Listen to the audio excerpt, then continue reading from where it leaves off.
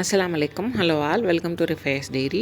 சேமியா ஜவ்வரிசி பாயசம் எப்படி செய்கிறதுன்னு பார்க்கலாம். வீடியோ சப்ஸ்கிரைப் பண்ணாமல் பார்க்குறீங்கன்னா சப்ஸ்கிரைப் பண்ணிக்கோங்க. ஜவ்வரிசி மட்டும் ஊறிடுச்சுன்னா இந்த பாயசம் 15 மினிட்ஸில் செஞ்சு முடிச்சிடலாம். இந்த பாயசம் தான் இனிப்பு பூரணத்துக்கு கூட சேர்ந்து சாப்பிட்றதுக்காக சர்வ் பண்ணுவோம்.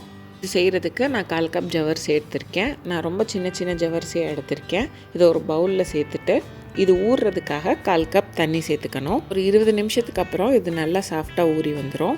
இப்போ ஒரு பேனில் 1/2 டீஸ்பூன் நெய் சேர்த்துட்டு நல்லா மெல்ட் ஆனதுக்கப்புறமா 1/4 கப் சேமியா சேர்த்துக்கணும். நான் எடுத்துருக்கிறது ரோஸ்டட் சேமியா தான், ஆனாலும் நான் இதை லைட்டாக வறுத்து எடுத்துக்கிறேன். கலர்லாம் மாறி வரணும்னு இல்லை. இந்தளவு சேமியா வறுத்து வந்ததுக்கப்புறம் இதை எடுத்து ஒரு தட்டில் மாற்றி வச்சுக்கணும்.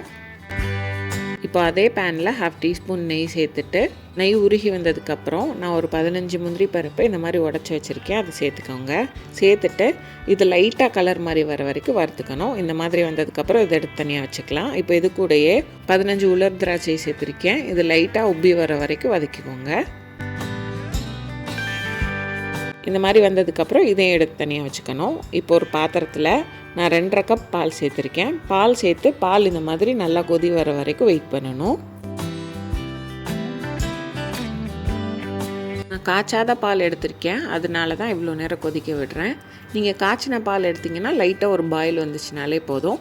பால் இந்தளவு நல்லா கொதிச்சு வந்ததுக்கப்புறம் இதை நல்லா கலந்து விட்டுட்டு வறுத்து வச்சுருக்க சேமியாவை இப்போ சேர்த்துக்கணும். சேமியா சேர்த்துட்டு ஒரு தடவை நல்லா கலந்து விட்டதுக்கப்புறம் இது ஒரு 5 மினிட்ஸ் நல்லா வெந்து வரட்டும். நான் எடுத்திருக்க சேமியா 5 நிமிஷம் குக் பண்ணால் போதும். நீங்கள் எடுக்கிற சேமியாவில் அந்த பாக்கெட்லேயே எவ்வளோ நேரம் குக் பண்ணணும்னு டைம் போட்டிருப்பாங்க, அதை பார்த்து குக் பண்ணிக்கோங்க. 5 நிமிஷத்துக்கு அப்புறம் இந்த மாதிரி கையில் எடுத்து நசுங்கி பார்த்தீங்கன்னா நல்லா வெந்து வந்திருக்கும். இப்போது நம்ம எடுத்து வச்சுருக்க ஜவ்வரிசியை சேர்த்துக்கலாம். நான் கையில் எடுத்து அமுக்கி காட்டுறேன்.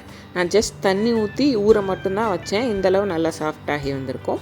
ஜவ்வரிசி சேர்த்துட்டு ரொம்ப நேரம் வேக வைக்கக்கூடாது, அப்புறம் ஜவ்வரிசி கரைஞ்சிடும், நம்ம போட்டிருக்கதே தெரியாது. இதையும் சேர்த்துட்டு ஒரு 5 மினிட்ஸ் மட்டும் வேக வச்சுக்கிட்டா போதும். ஜவ்வரிசி வெந்து வந்துட்டு இருக்கும் போதே நான் 6 ஏலக்காய் லைட்டாக தட்டிட்டு சேர்த்துருக்கேன். உங்களுக்கு இந்த மாதிரி வேணான்னா நீங்கள் 1/2 டீஸ்பூன் ஏலக்காய் தூள் கூட சேர்த்துக்கலாம். பூரணத்துக்கு செய்கிற பாயசத்தில் ஏலக்காய் இந்த மாதிரி முழுசாக தான் போட்டிருப்பாங்க, அதனால தான் நான் முழுசாக போட்டிருக்கேன்.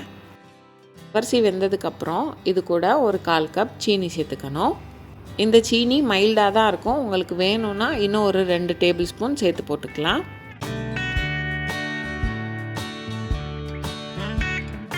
சேர்த்துருக்க ஜீனியெல்லாம் நல்லா கரைஞ்சி பால் இந்த மாதிரி கொதிச்சு வந்ததுக்கப்புறம் இது கூட நம்ம வறுத்து வச்சுருக்க நட்ஸை சேர்த்துக்கலாம்.